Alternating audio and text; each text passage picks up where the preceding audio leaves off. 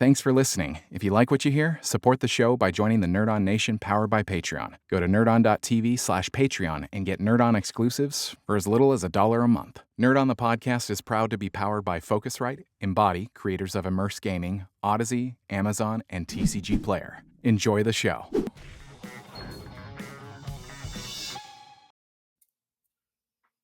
Hello, and welcome to Nerd On, the podcast you didn't need but deserved, where all levels of nerd are welcome. And today's topic is the Book of Clarence. It's a movie. I swear it's not a book. But before we get to that, we read a book and we can read. We read. And we read good readings for everyone.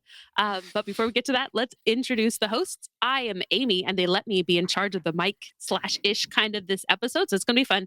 Next up in the red shirt, ?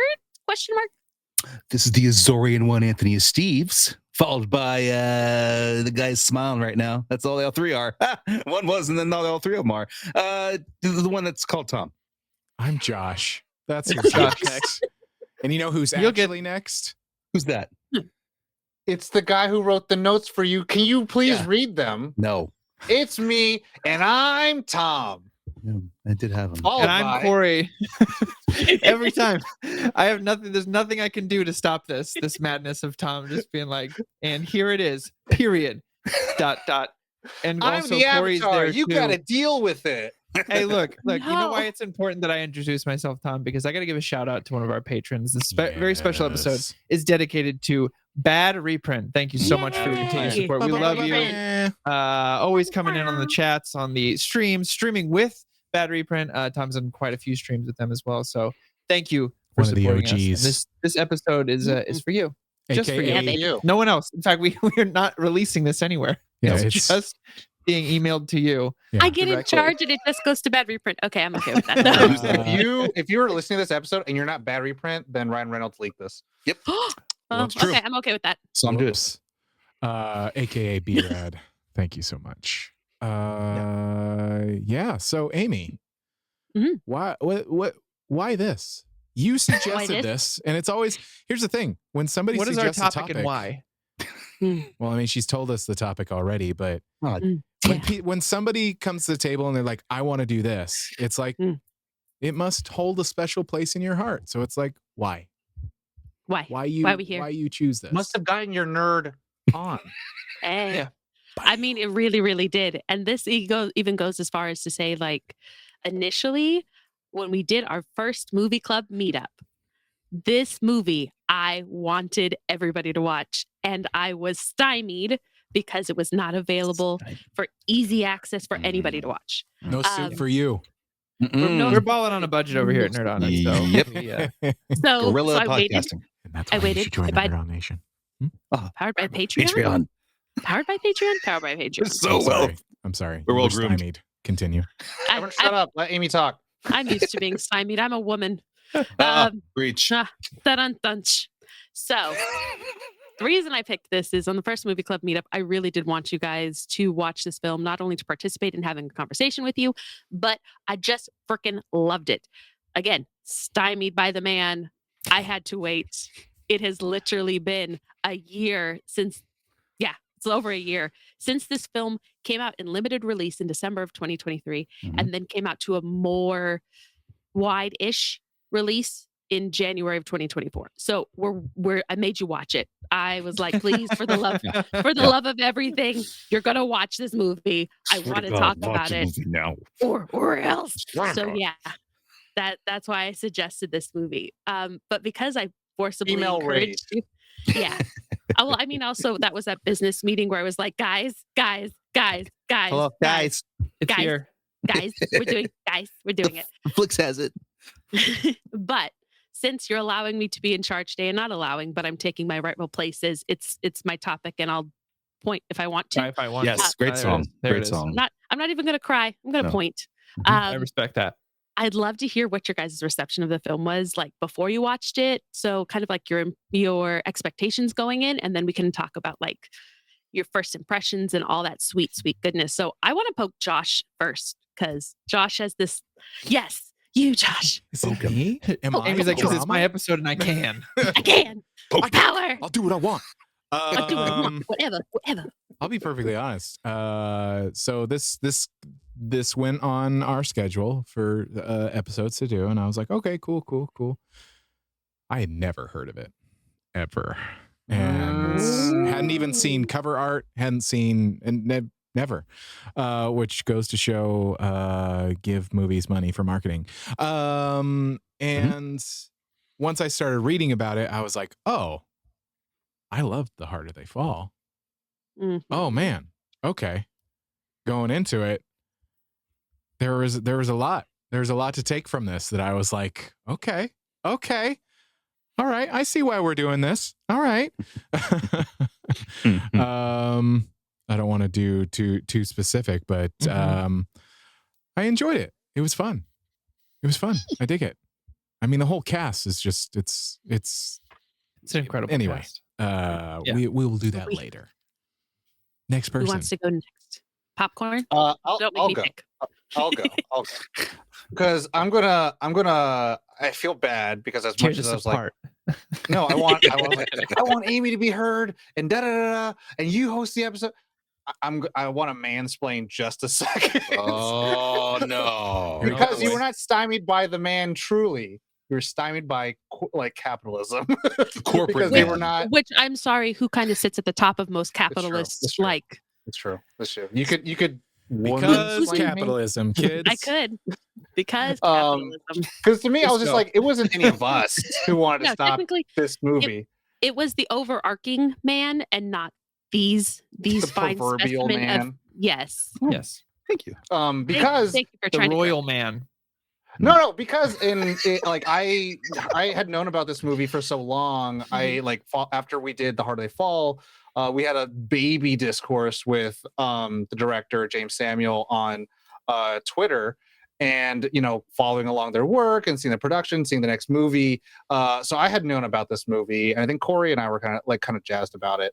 But like, I remember when it was coming out, and I was like, it had like such a small window, and it just came in and left. And I was just like, I didn't even get a chance to watch it. And then remember hearing how jazzed you were to watch it and talk about it on the show, or at least somewhere, where we can have this kind of discussion. I was like, man, I totally missed that movie. And I can't remember if there was a lot of movies that were coming out at that time.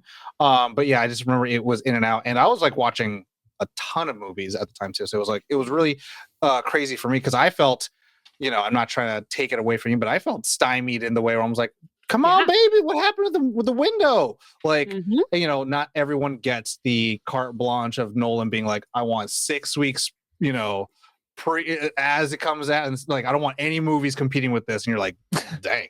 But like with this movie, it's like, man, it's just so unfortunate that like it just had such a small time frame and didn't have a huge big release. But I'm hoping, it hasn't. And, I know a lot of other stuff that happened behind the scenes or afterwards in publicity, which we'll talk about later. But no, I heard about it, and I was interested in watching it. I'll tell you this, though.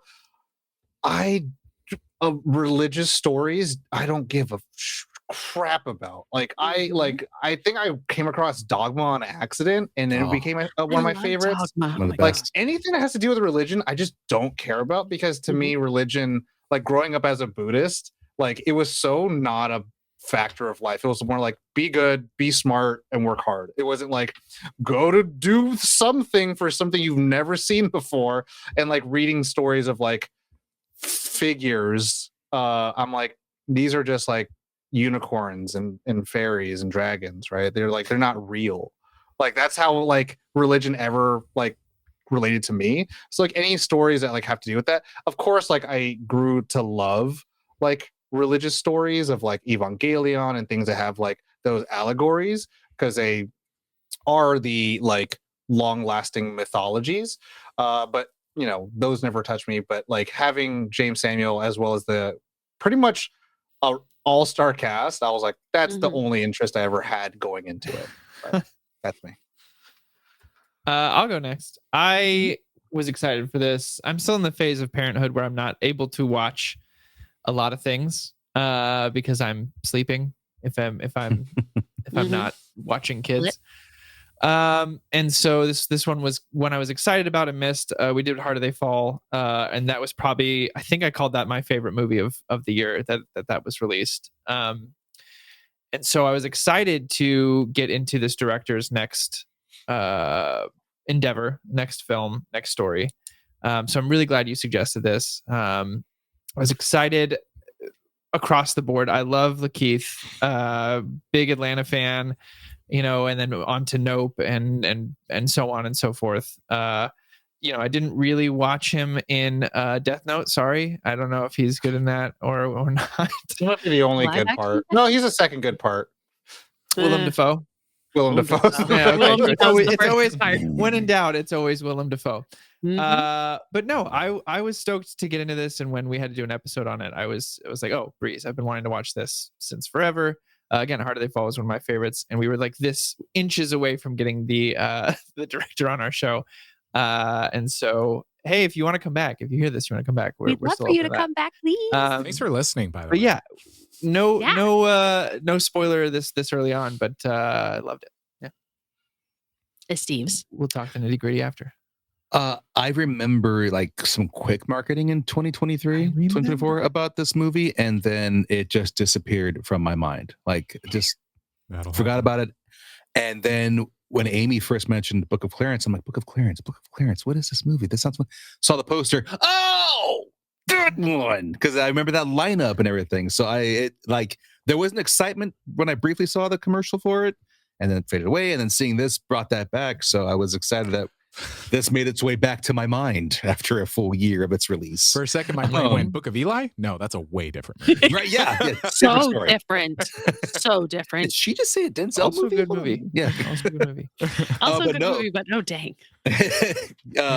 I dug when I read the synopsis, I'm like, okay, we're taking a different approach on a traditional, one of the great Bible stories of all time. So I was excited to see where this took it. Like with the Tom Dogma, I consider one of the best when it comes to poking a finger at organized religion. So I was excited to see this, and that cast had me. I don't want to say the whole cast yet, but I mean that cast had me glued the entire time, and their delivery with each Gave you a other. raging nerd on. A raging nerd on, an unspeakable. Nerd He said it. Nerd be unto you. Because Nerd it's be unto been you. mentioned And a unto couple you. of times Also with you. in the past like 5 minutes. When Dogma goes onto streaming, whenever the rights are released Yes, by please. He Who Must Not Be Named, we're doing an episode. So Oh, Yes. for sure. Yep, absolutely. Yes, please. I will say this: it's free on YouTube. I do own it on Dude. DVD as well.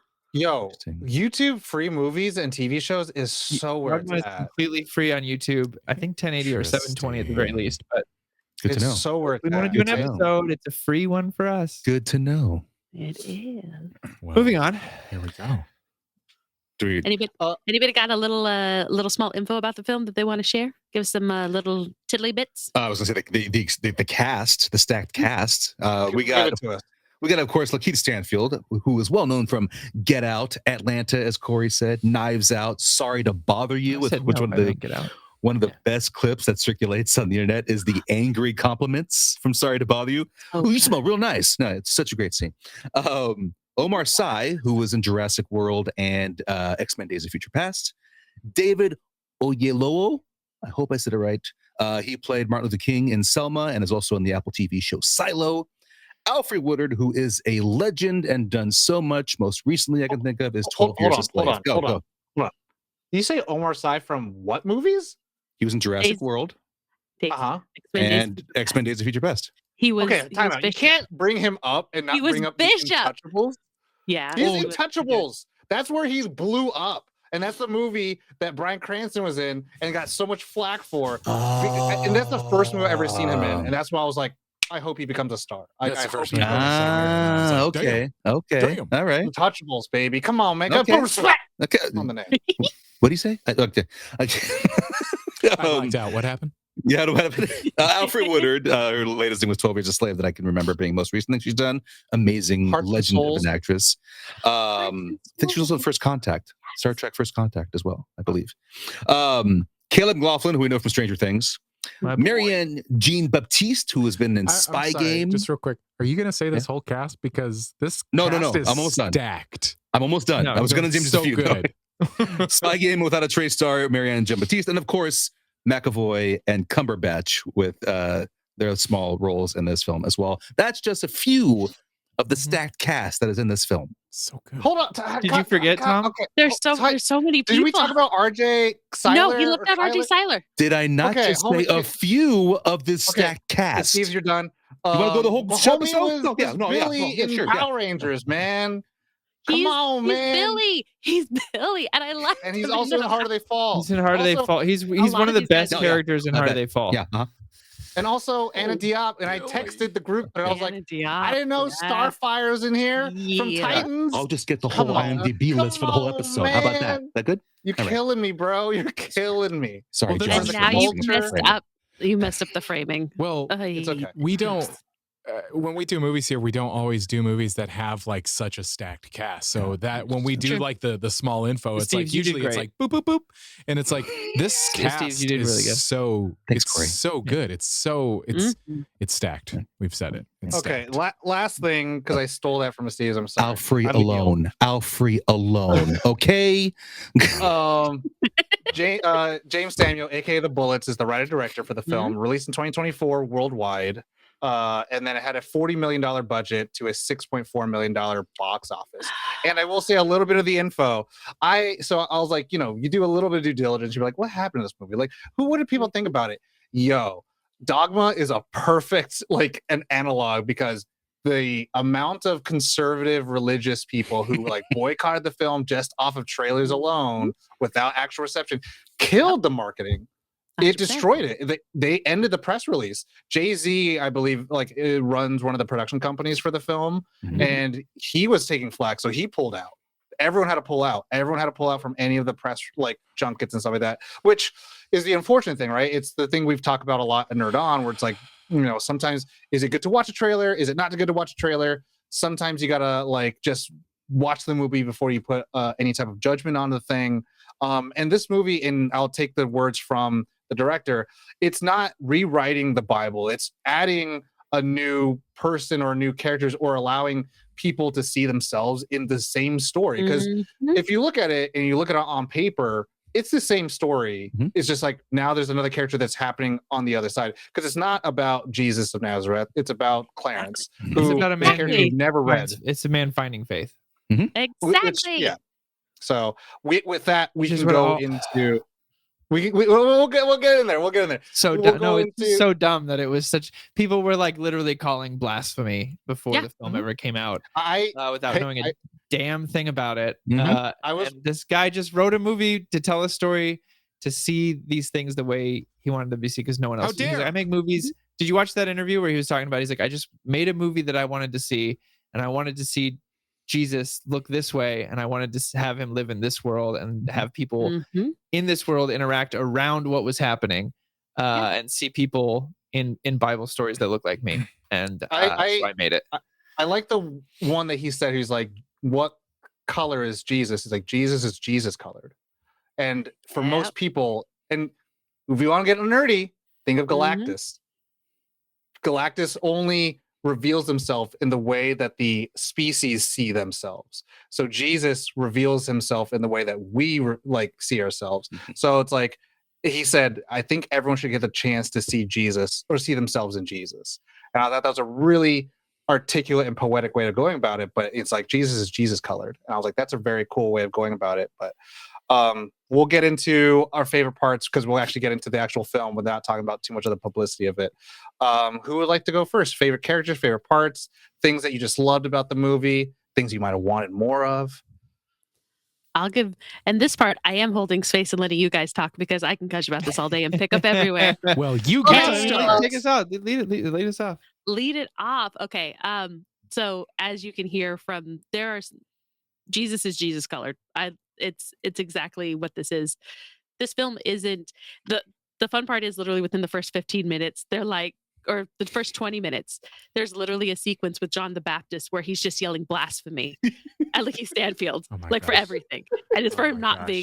being a believer. Made me laugh It's so The much. moment in that scene where he's like, yes, Okay, that's he's done. He's washed. It's like He's washed. little slapstick. It was That's just one like, of my. oh It takes my a minute. gosh. It takes a minute. He goes, no, get him out. Oh, he's gonna go Like, fight him too. And I was like, Yeah. Okay, the homie. the It's one so- the one line. Yeah. I'm so sorry. Go, I'm go. gonna forget.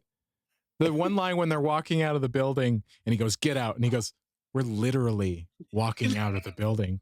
Yeah. I Yeah. could barely contain myself. It was so funny. Anyway, Yes. Oh. No. I love this. Literally is filled with so much joy, but so much truth, and it is. I love, like, I grew up in, big C church, not Catholic, Christian, whatever. I don't know what it looks like anymore, and I do not care, because Jesus is Jesus colored to me, and that was Jesus. Like, the entire story wasn't focused on Jesus, us making a Jesus story. It was focused, exactly as Tom said, about the world, the community, the people that were Clarence. around. Yes. And it's Clarence. And it's Keith freaking Clarence. Stanfield. Like, it's so okay. I have brain cells and many thoughts, and I've spent a year waiting for this and watched it more than once. she's been sitting at that chair for a year Yeah. waiting for Yeah. As the this googly meeting. eye fell off. We the leave. googly- She's still there. the googly eye fell off my Godzilla as I waited. That's how long this has happened, guys. This story, yeah, I can't go. Go, Tom. Again, as a non-religious dude at all, I really liked, and never experiencing Catholicism or Christian, whatever Whatever crazy. it is. But I liked seeing just also the story of Clarence of being like, I'm not a nobody and I'm here to prove it. And like, that's just, to me, that's the classic story. It's not the savior story. It's the, I'm not a nobody and I need to prove it to all of you. Mhm. And we all know what that truly means is that what you really need is to prove it to yourself, or to understand that in yourself, because everyone's telling you that, and then you feel like you need to prove it, and then you realize like there's no need to do that stuff. Like, you have all you need inside of you. But also there's a sense too, right?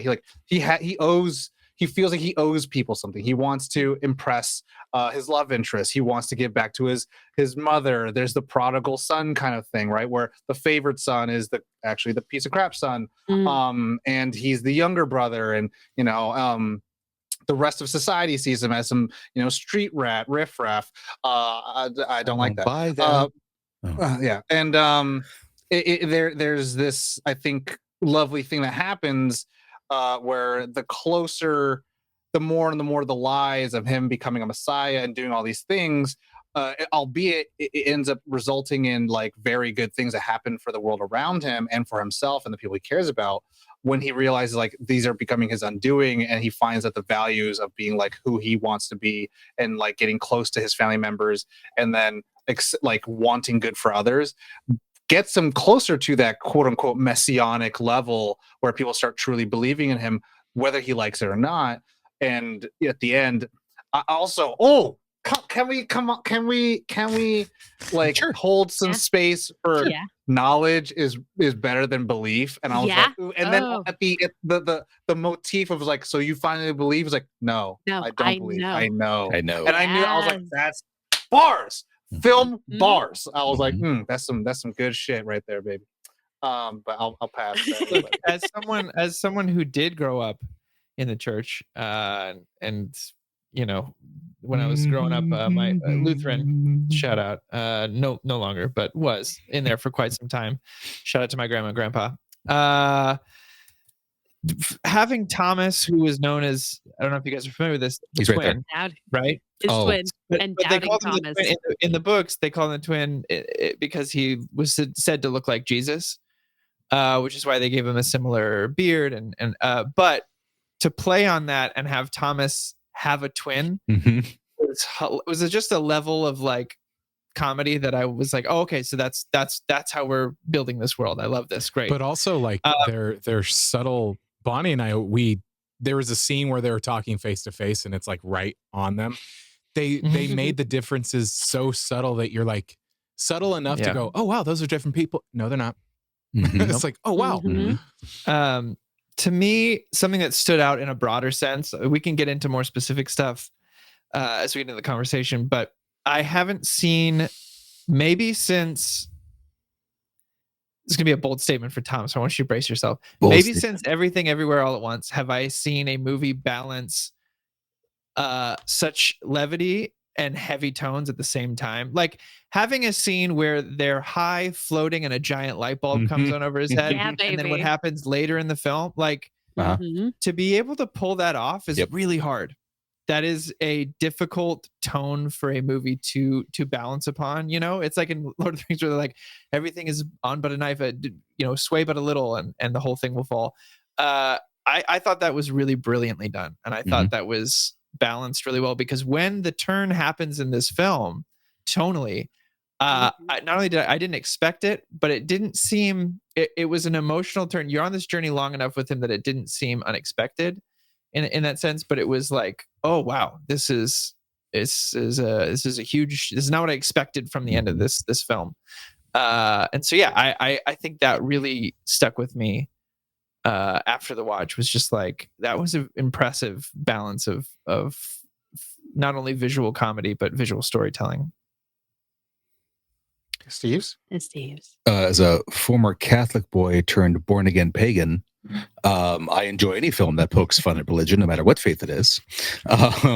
And so that's one of the reasons why I was excited to watch this. Lakeith Stanfield needs to lead more films. The guy commands every scene he's in with this coolness that I would say is on the same level of Clooney in the Ocean's movies. He has that swagger to him. He has that calm delivery, in control of the scenes he's in.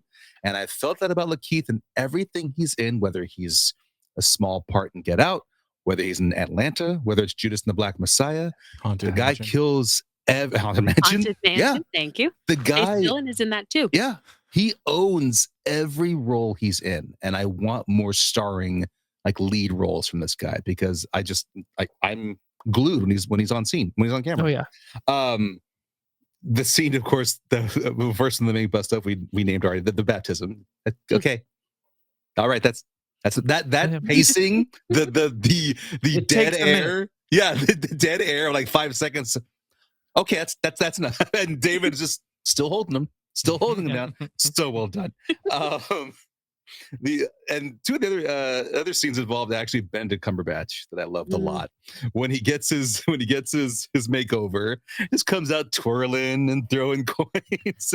Yeah, luscious locks. Luscious locks. Them hairs. Whew.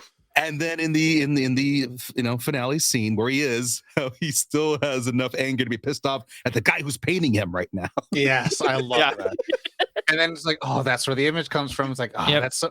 Like, I think that's such a cool thing too. Of like, there's this like level of like the real miracle is not what you're seeing. It's always getting like co-opted by some false idol kind of thing. I think that's really cool because like the real message is like Jesus is this pacifist and he stands up to all this other things. It's like, but all the things that get the high praise, like Jesus doesn't need that, which again, the movie aligns itself with a lot of like, I believe the proper values of, the religion. And again, it's such a serious moment. And there's like the balance in this movie of this moment of him being pissed at this guy painting him the whole goddamn time. That I thought was fantastic. Another thing I felt about was the Thomas character, the twin brother. Yeah. Speaks to the hypocrisy that can be in some people who lead churches and lead religions. They say that these men of God and they're these upper beings, but they hide the bullshit they pulled before they got there. Thomas is a follower of Jesus, but he turned on his mom and his family and on her bed. So there's this level of hypocrisy that we can see in many leaders today when it comes to faith and religion. So I loved that element of it. And of course, he does redeem himself at the end with Clarence, but it was so well done the way they did that. Clarence. Obviously there's a lot of it's a movie in our time, so obviously there's a lot of references to I thought it balanced a fine line with stuff like that where it's like, yes, this is true to the books, but like, isn't it kind of important today too? Like the whole Barabbas running from the cops. Wrong He's heel. like, oh, he's charging me. He's charging at me. You see him. him. He's anyway, wrong heel. That line. Sorry. That well, Josh? Sorry, Josh. Oh, No, I go was ahead. just gonna. It's So I grew up on Monty Python. It's one of my favorite Yes. types of comedy. Life of And Brian, right? Yeah, Yeah. Life of Brian, like which is almost like it's like a perfect. It's a perfect parallel, but also like I would call it like a modern Monty Python, Terry Gilliam. There's some breaks of reality, like the light bulb or them floating, or even the jokes that are either on the nose or like a visual joke that you're like, oh my gosh. Only one miracle. Sorry. Yeah, I mean, it's there are so many points where I was like, oh my gosh, this is what this is. This is like it's a modern comedy of what I enjoy. The stuff that isn't really slapstick nowadays. I'm not going to say that this is full out slapstick, but there are some things that you're like, oh my gosh, it's just ridiculousness, and I love that shit. But nowadays, like, it's not always done well. It's like it's done in a way that's kind of like oh, honey, you're doing it too hard. Like, it's like just it doesn't need to be done so hard, and this just so like it lacks finesse. Yeah, this just does it, and it's not looking for a cookie. It's just like they did it, and you're like, oh my god, yes, you did it. Anyway. It's I enjoyed that aspect of the film as a whole. With what everybody has said, there's a flip side to it of like there's heart to it too. Like when he has that I call it the come to Jesus moment. When he has that moment where he's like, this isn't right. And he takes all of this money that would save his life, his mother's life, who this money would help so many people in his own life. And he goes and does what he's been learning is a selfless act of freeing those soldiers / slaves. So it's really, and to see all the people that brought him down or made fun of him or whatever to be his friends, to be there for him in the end is, I love that kind of shit. I wanted to add the subtlety there. James McAvoy's, when we first see him as Pontius Pilate, and how invested he is in getting the love interest of the story. And when he hears he doesn't get him, the girl. Oh, he has this like that. Oh, darn. Just that it's a very brief thing, but it's just a funny thing to add in. But also, it's the same thing. It's like you don't have to yell. Yeah. Yes. Is it Clarence? Is it Clarence? There's just little. It's subtle lines that just get moved like that. Yeah.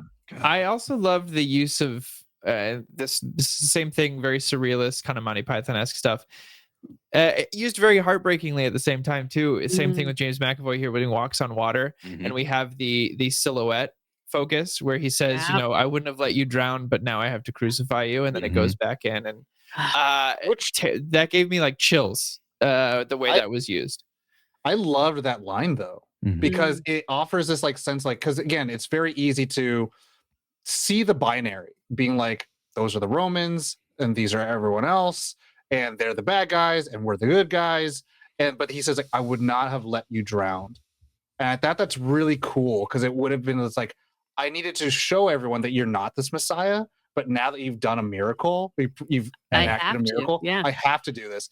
And then at the very end, he's like, if you give me Jesus, I will let you go. I don't even want you. And it's like, it's to me, the good villain. It's the very good. There's empathy. He has some empathy there. Yeah.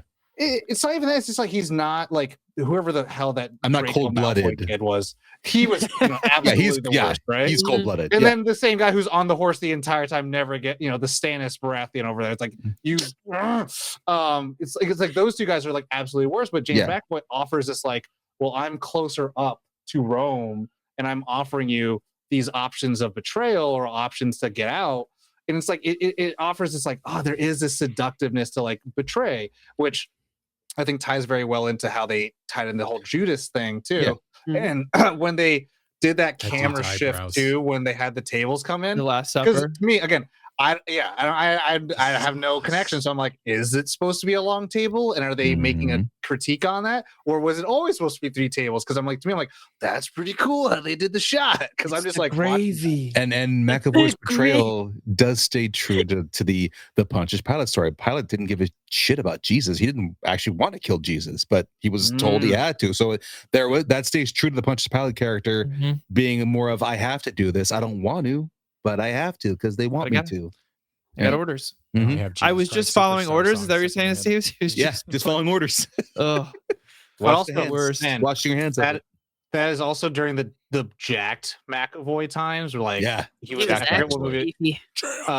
in a movie recently, a horror film. Huge. I'm like, Jesus, I was like, oh my god. Where he studied Andrew Tate in order to become a true.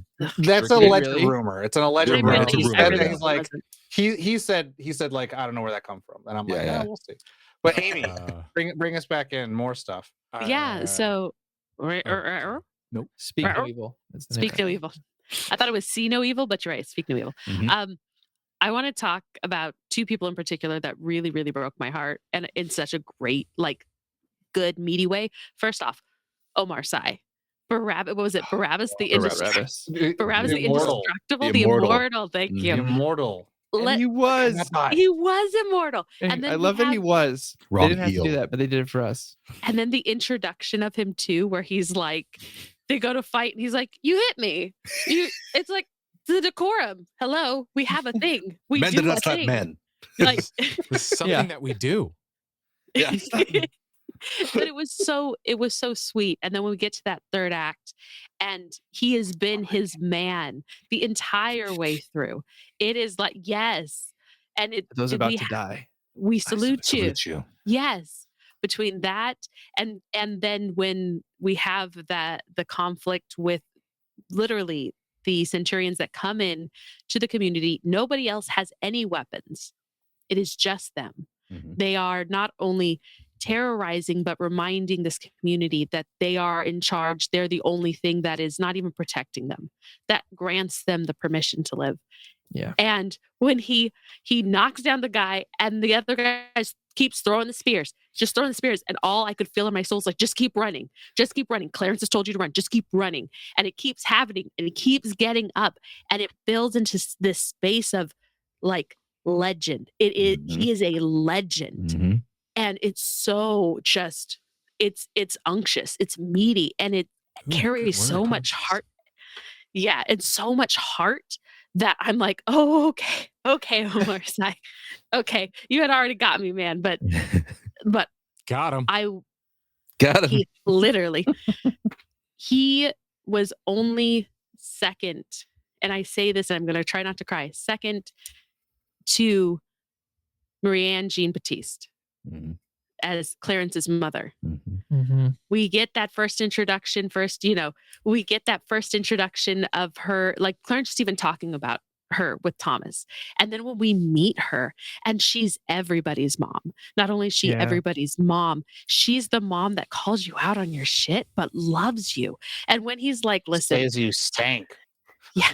Why are you so stanky? Like, I don't want you to die a virgin. Like I'm making this.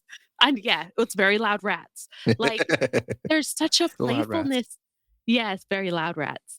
There's such a playfulness and a joy and a hope for her sons, period. She's like, Thomas is on his own path. We just love him. And I know so many women who have done that for their children, where they know they cannot save them and their child is not looking back. And she's not a shitty mom. She's a great mom. She's a woman that I would literally seek out her advice, and you see that connection in there. And when we get to that space, first off, where we're talking about holding space, like suck it, Wicked. I love you, but this is where holding space came from. It literally, she tells him to be the body, not the shadow. Hold space. Holding space means to be on the journey with somebody and be there. And she's reminding him that she is there holding space for him every single day in and out. There is no question about it. You don't get to do the hand thing, Tom. I don't know what you and Esteves are doing, but I can see it. No. Oh no, I was gonna say when it comes back. And when he says he says it. And he says it to her but it resonates. And he tells her, he's like, I'm going to get you out of here. I'm going to buy you a home, a big home, and you can do whatever you want. And she tells him, home is where you're happy, son, and I'm happy here with you. And she's continuing to remind him again, not of her daily struggle where she's been sick. And there's a joke even prior before that where he's like my phenweed. She's like, it helps with my glaucomery. Like this is it's all of this interplay. It's all of this just beautiful natural chemistry. And we get to the third act. And before that, though, when she's talking to Anna Diop's character, and she says, like, I worry about him, and she says, like, you have to it's like, instead of worrying, get to acceptance. Mm-hmm. And it's like, accept that Clarence will travel roads that none of us dare to go. And I was like, oh, again, bars right there. This day. It was good. It's so good. Because it's this interplay of like, yes, it's the the Messiah journey, the Savior journey, but it's also like, again, it's this character that ideologically we don't know of, and they're going to go down these rabbit holes that we don't know. And then also it's just like the human part of like characters who are trying to find themselves, like they're going in places that we could always be like, son or daughter, my love, like do this, do that, like, but it's like, do you have to let them go and do the thing that they're going to go do? And she has that with her already, and it's like, man, she is the mother, what I'm saying? So. She is the mother. We talk about like the mother is Alfred Woodard, which is great. We have a talk about tongue-in-cheekness about what she said. You're like, are you sure you were a virgin? Like there were just these little like smacky smacks. They're so great, but it is so wonderful to see Marianne Jean-Baptiste literally embody the spirit of every mother who has gone to a place and said, I love you and I let you go. And it is not, I let you go and I am weeping. It is, I let you go in celebration of who you are. And I will be here to stand beside you, to cheer you on, and for you to always know there's a space to come home to, and you are loved, supported, and whatever I can give to you, I will give to you. When we get to that third act, I swear to God, everything in me broke. They always take our babies. Oh, yeah. There was never a question. There was never a question of they always take our sons, they always take our children. It's our babies. Mm-hmm. And if you get just even in there for everything that has been happening in the world, everyone was somebody's baby. Mm-hmm. That's it. There is no greater cry of a community, of a parent, to be able to say and recognize that that is somebody's child. And she gives you such anguish, but such truth. And knowing that she can't stop it. Mm-hmm. And she was hoping it wouldn't be him. The strength. And Thomas out there like a little bitch. It was cool. I mean, like, I loved that moment of everyone showing up and having their own kind of plan ready to go. Like Barabbas was there ready to go, and he's like, "Don't do it, bud. Don't." RJ was there. He had the dagger, and he's like, "No. Mm-hmm. I have to do this." Cabbage. That was so subtle. Cabbage. That's the one thing that I love. Cabbage. His moment with Elijah was so subtle. It was just the shake of the head that he gave him was just so like succinct in a body movement. He was it was like oh damn. I mean, like, in that entire sequence is just unreal. And Cabbage, like, I'm going to bring up Cabbage. Chase Dillon. If you want to watch Lakeith Stanfield be a dad to Chase Dillon, Haunted Mansion. You got it for days. But the fact that this kid's name is Cabbage, number one. I love it. Avatar references, let's do it. Let's go. This kid, my cabbages. And he's like the ringleader of gypsies. It's even better. Like, it's just all these little nods. And in that moment too, where he knows it's not right. It was never right. And as small as he is, as big as he feels, he has to help. And that just goes also to show kind of the parent he was to not only that community, but to Cabbage in an unexpected way where his heart is breaking too for him. Yeah. Again, the turn doesn't feel unnatural. It doesn't feel like it's forced.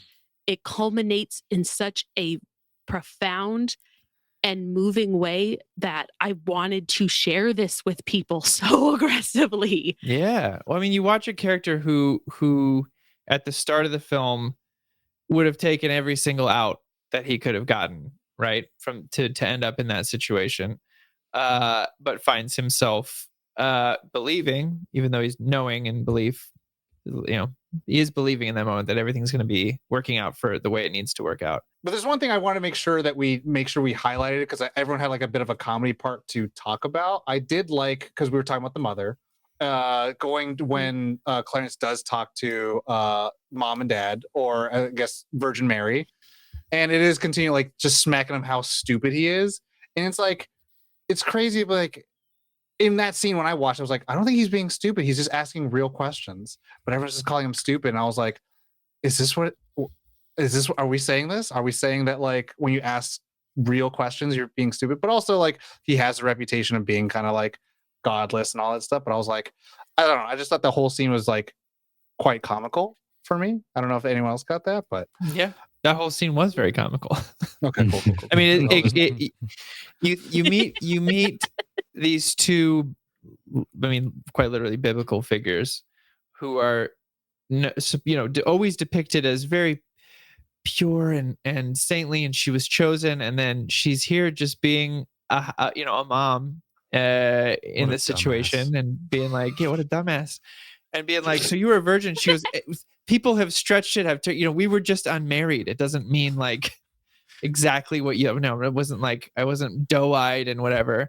And then he's like, so Joseph, and I feel like that scene was also there to, as far as within the confines of the story in the Bible, people are like, oh, so Joseph was just like, yeah, that's fine. Like have another his baby. And so he took the opportunity to write this in like, yeah, well, he saw the angel too. So, he didn't believe me. That's the whole point, is that he didn't think thought I was full of shit at first. And then Gabrielle, or how do they pronounce it in this? Because it's always been Gabriel to me, but they say, Yeah. I forgot what they Yeah, said. apostle, by the way, not apostle. Yes, apostle. Yes, that joke. But saw the angel, and then he was like, oh, okay, I guess this is for real. I love also he's like, oh, you actually believe this? Oh, okay. Okay, all right. Yeah, I just thought that scene was great, though. I mean, yeah, it's I grew up in a Christian family. Like my grandfather was a Christian minister, and I had kind of the same experience where I was like, judging a book by its cover by accident, just because I'm human. It was like, I know that it's not going to be a religious story per se, but it's a religious story, and I'm like, okay. But it's such an enjoyable experience that it just like it like deletes that whatever that is, and it's just it's so good. It's so good. Look, the writer and director has a tone in his writing and his directing style that if you put this side by side with Harder They Fall, it's very easy to tell it's the same creator. And I don't mean that in a negative way. I mean that in a very positive way, because it's very unique. I'm really excited to see the next thing that they do, because this got that same vibe from Harder They Fall, where I was like, oh, okay, so right from the beginning, we're having fun. I like this. We're cool. It's good. We dig it. Starting with that chariot race was, and I didn't even recognize Benedict in that first scene. I did not recognize. So the second time, I was like, the voice. I loved the music choice too. Oh, always, which was all him. All him. Yeah, All the director. All him. And that's the thing where I'm like, with the musical background, I was just like, oh, this. It's like, to me, this was the experience I think Corey talks about. What was it? Shakespeare in Love. Mm-hmm. Shakespeare. Don't they have? Yeah. Don't they have? No. I always say Knight's Tale. Knight's Tale. Where they used, the director went in an interview and he was like, we use modern music, but we used music that would have had the same energy as the music they would have listened to at this event or at this ball or whatever, it may be, to let the audience kind of, if we just played Greensleeves, y'all wouldn't get it.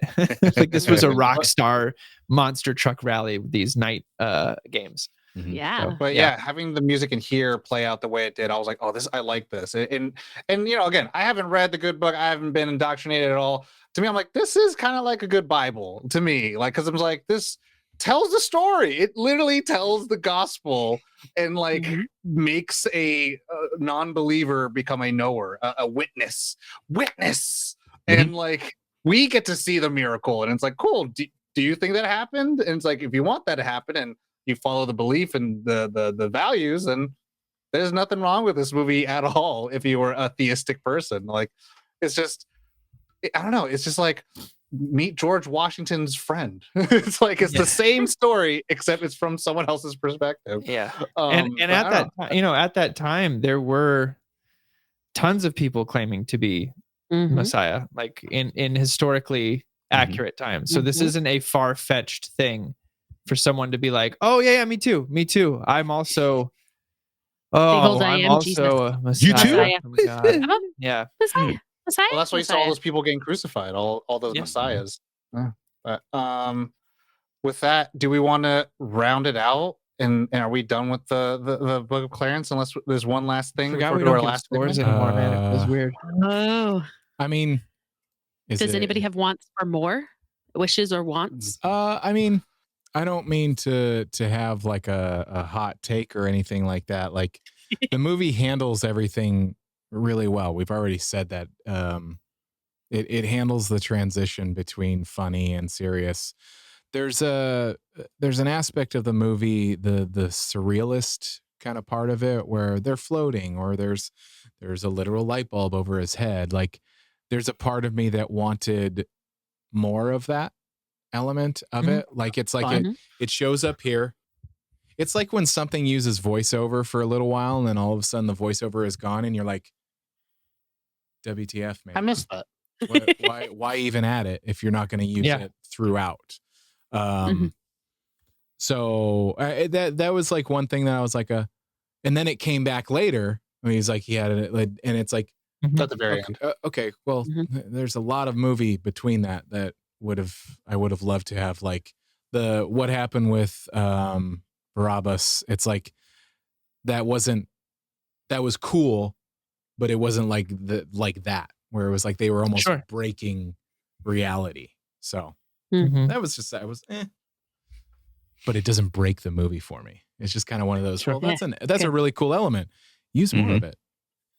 I want more from this director. I'm on that boat all day. Yeah, 1 out of 5. No, my chair just dropped. That's my only feedback. Esteves? I want more Lakeith starring in main roles. As I said earlier, I love this movie. This was great, and I want to see more of his work where he's leading the show, because he led it beautifully in this with this cast he had with him. Thomas? As someone who doesn't know the source material of Jesus, spoiler. I don't know if I can ask for anything more, because to me, I'm like, it was 2 hours and 9 minutes, right? And I was just like, I wanted it to be a little bit longer, but I'm kind of like, are we stretching too much then? Because like it doesn't feel like there's any like shortness of like, I would have wanted more of this character, more of that character, because I'm like, I loved seeing Jedediah the Terrible be like, no, like I'm going to fight for this man. We may have differences, but he's a good person. I'm like, and he hates it. I hate that name. I hate that. Yeah, the Terrible. Yeah. But like, and it's like, do I need more of that? It's like, or did I get everything I wanted? And because it's so that good, scene was one of my favorites too. That is he an idiot? Yeah, he's an idiot. Like, and that's the thing where it's like, do I want more Verinia or do I want more, Elijah? And I'm like, I got a lot of people, and I think they did so well characterization wise. Like even Asher the Torturer, right, being like, kill this man, blah, blah, blah. It's like, or we should do it fair. It's like, I'm a man of my word, and blah, blah. It's like, you could have done this. And it's like, you don't have to pay me this much. Like he has a whole arc. Everyone gets their whole arc. People will remember your name. And he goes, I don't want you telling anyone my name. Honestly, I think maybe this. Maybe give me like less than a 2-minute moment of a little bit more Jesus. I think a little bit more Jesus. Because like we get him and he's mysterious and you don't know, like, are they going to portray him white or are they going to portray him black? And then all of a sudden he does the first miracle and then he does the da-da. But then I'm like, and then he comes at the end. But like, also maybe that's enough because it's like Jesus moves in mysterious ways, and you're like, that's fine. So it's hard to be like to try to find any defects in the armor because I'm just like, I don't know, it's kind of well put all together. Mm-hmm. So I can't, maybe more cabbage. Maybe I just want to see a little bit more That's cabbage what it being is. running amok. And Jesus has had enough screen time in the history of films. Right. Okay, he could take a break. But this Not Jesus? a black one. No, good point. I was thinking Benjamin. So how about you I shut was your thinking Benjamin. No. I'm thinking Benjamin. Yeah. no, I don't think there's anything How he more. probably really looked. Yeah, that's true. I would say like I Probably, think I want to see definitely. more. I want to see more of James Samuel's work. See what he tackles next. But I hope the box office and the press hasn't pushed him back too far. But no, how about you, Amy? So really, like, again, I think this film was wonderfully balanced, that it gave closure as well as enough exposure for everybody in it in such great organic ways. And the cast melds and is so beautiful. It's just beautiful. I also love that it's an epic. It literally opens like the 10 Commandments, and it feels so The different books too. Like yeah. It feels so much like older epic swords and sandals films, and then it still maintains the modern touch, which is something I'm like, I don't want more of it. I love where it is. What I want more of is marketing. Things it's go fast color all over again, guys. It's like things go to films that are released in January are sent there to die on purpose. Either sent there to die on purpose, or the studios never thought they were going to make it, and they don't believe in it, or it got a little like oopsie bump, and then they're doing believe in it, but like but knowing is yes, stronger than yes. That's the thing. Faith is great. Faith is great. Good that you have faith, but faith without logic is meaningless. And this film reminds you that blindly following people just because other people tell you to do so is wholly futile unless you actually understand. Sounds very relevant today. Kind of, yeah, doesn't it? And relevant. And that as well. The Revenant. And Revenant. We know Market. that James Samuel is producing 3 projects in the future. One of which is called Teddy, where he's working with Kid Cudi. But there's no more film info. This isn't the part anymore. Y'all wanted more of his work. I'm giving you more of his work. I asked for this. Because you did want more, and I'm in the same boat. I want more, but I also... Have you guys seen They Die by Dawn? This is his first short, like 2013. Check it out. Erykah Badu is in the lead. Yeah. So good. We're gonna call Tyrone. I watched it after Harder They Fall. House of D. But with that, I guess we'll go into the last part of the show before we wrap things up completely. And for all the listeners, viewers, what have you, this is the part where we talk about one interesting thing: a game, a TV show, a book, a song, any hidden gems that doesn't have anything to do with this movie. Just so that, we can share something with y'all, something that might be new in our own feeds or something that we've been obsessed about, and that's been giving us some joy in life. Who would like to go first? I'll go. That silence was palpable. Gosh. My fake thing is the YouTube video, how the Creed One Last Breath music video would actually sound. Look that up. Just YouTube that. My actual thing is, I thought I came to the table with like something that I was like, that's what my thing's gonna be. And then as we've done this, as we've had this discussion, I'm like, no, I'm gonna change it because we never really talk about books all that much. Forget it. I think I've talked about this author before, Christopher Moore.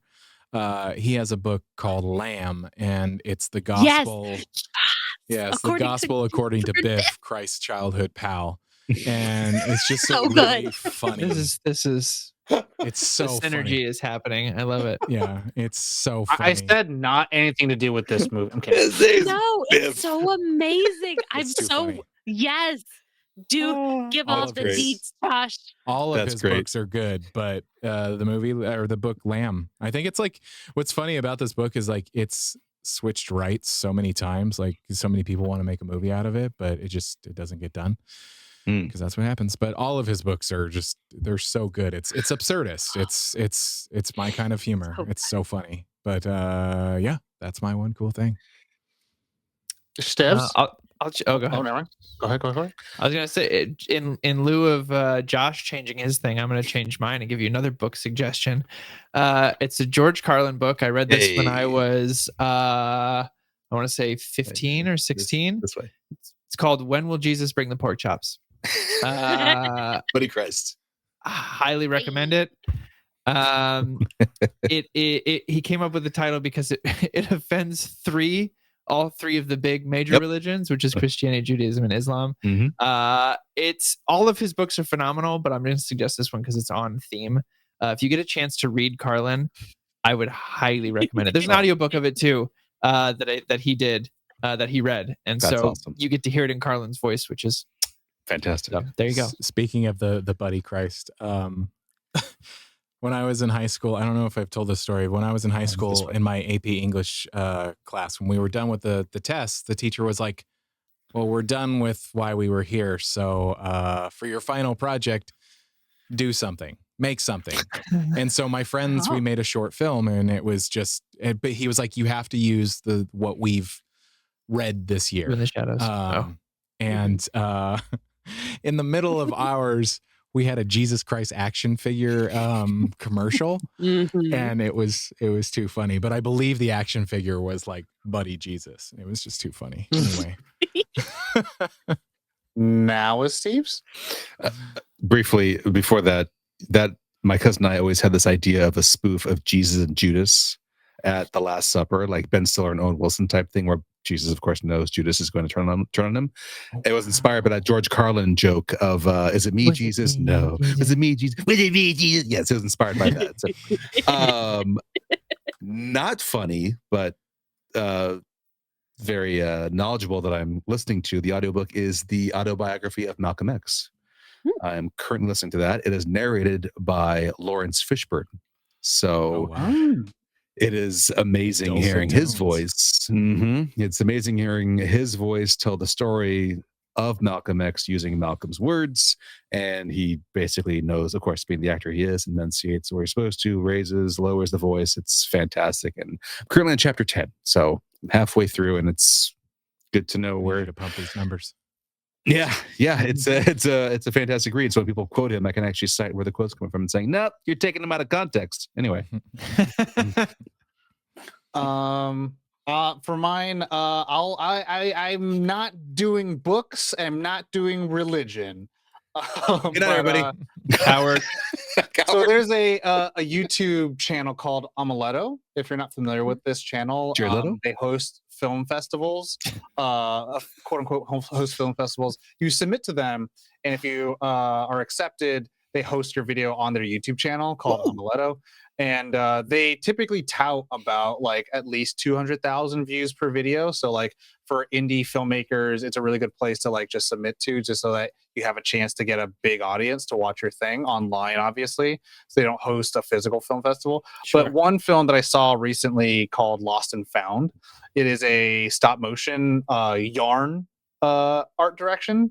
And it's about two yarn characters who like live in this house, and one of them goes into peril, and it's just a really cute thing of like, you know, two friends or lovers, however you want to call it, will kind of do whatever they can for each other, and it has like an interesting ending where it's kind of the cold space a little bit, but also like the tireless hard work it is to, you know, keep a relationship going, but also to mend wounds that take a long time to get mended. But yeah, Lost and Found, a short film on Amaletto. If you go check out that video, you could see all of the writer directors, the artists who work on the thing. So I think it's just a really cool thing for people to check out, especially if you're into watching short films. But with that, Amy, how about you? First off, I want to say, Josh, I'm so excited that you brought up Lamb. I love Christopher Moore. Lamb was literally like my introduction to him, and A Dirty Job is one of my favorite books. So you are my hero. I love you. He's so good. I broke her. Tease. you broke me. I can't handle it. I'm torn because I want to do something ridiculously fun that I'm very proud of myself, but I love this train of like, we're going to talk about religion, and if you want to poke some other things in a bear, we can definitely do that because I've seen that. So I'm gonna squish them. I'm gonna make them 1/2 because I had to do one thing after I saw the first thing. So if you would like to have another one of those, what the heck is happening? Religion, what the heck? I hate you. Heretic movie that came out with you. I watched with it. Hugh Grant. That's a Wild. meaty, wild, meaty, unpredictable pie. And I will leave that up to you guys to watch that. Wild. But I am so ridiculous and I'm so behind because I am practicing new skills this year, i.e., getting better at current video games. And I'm really good at traditional. I can handle the joystick, but Lord knows I'm even having trouble with the Switch. So I don't button mash, but I started playing Mario Odyssey, you guys, and I love this game So Proud of you. so good. much. I am proud of me too. I have made it to New Donk City. And yes, Esteves, that is the name. Seen that movie. And I know you have. And Boondonk. Shut up, Tom. Saints. it is Is that Duncan in the city? The ape? Uh-huh. yes, because Pauline is the mayor. It is so much fun. I love these mechanics. These controls are ridiculous. I love being able to turn the camera, all the nods to like the old Mario stuff, the things that I actually played. This game, I don't care that it came out as long ago as it did. I am so excited. I have a problem and it is a good one to have. And it just makes me happy, y'all. Like, that's what media is supposed to do. It's to make you question False. things and be happy. No, Fake incorrect. news. Am I wrong? I'm just kidding. It's not for fun. It's for, Uh-uh. it's not for fun. Now it is. No. Now it is. Yeah. Paddington would agree with me. It's true. Paddington would agree. Yeah, that is true. That's very true. Well, thank you for sharing, Amy. Josh, want to wrap us out? Let's do it. Just kidding. Thank you so much for listening. We appreciate all of you for listening. You, especially you. Yeah, you. Check out our website, nerdon.tv. It has all of our stuff, all of our episodes. Nice little one-stop shop. But the YouTube, all of our episodes, as you can see, our video, or you can hear on your favorite podcast feed. But one big thing is, consider joining the Nerd On Nation, powered by Patreon. Patreon. You get, Got it. Patreon. You get all of these episodes, sometimes months, like literal months ahead of time. And join the Discord, nerdon.tv/Discord. There are a lot of cool people in there. A lot of great channels, a lot of just, I don't want to say accepting, just accepting. I mean, it's great discussions. Bring anything. It's fun. I dig it. But yeah, that's the episode. Well, you know the drill. As always, did it. Nerd on. Nerd on. I also watched Part of They Fall, getting ready for this, and they mentioned Book of Clarence in it. RJ says